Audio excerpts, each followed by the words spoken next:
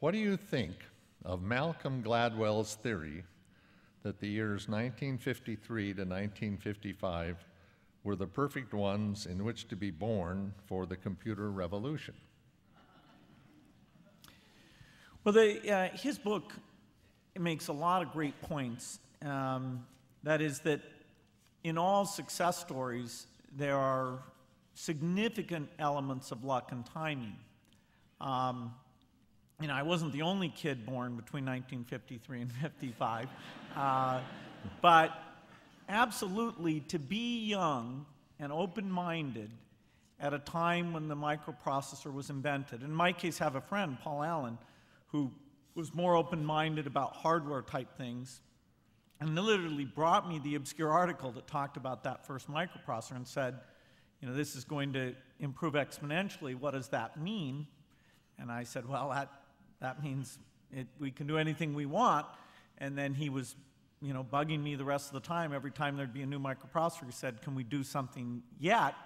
And when we were in high school, that didn't happen.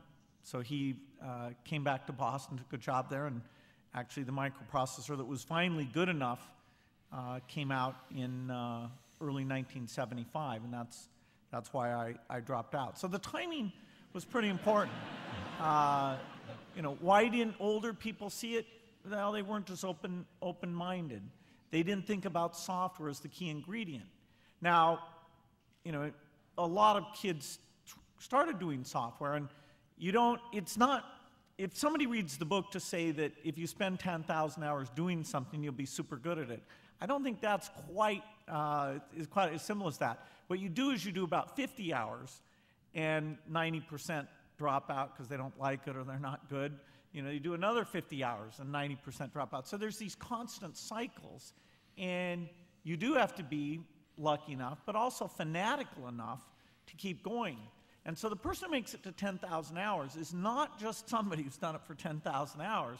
There's somebody who's chosen and been chosen in many different times. And so all these magical things came together, including who I know in that time. And I think that's very important. When you look at somebody who's good and say, could I do it like them? They've gone through so many cycles that it may fool you that, yes, you could with the right luck, imagination, and some talent.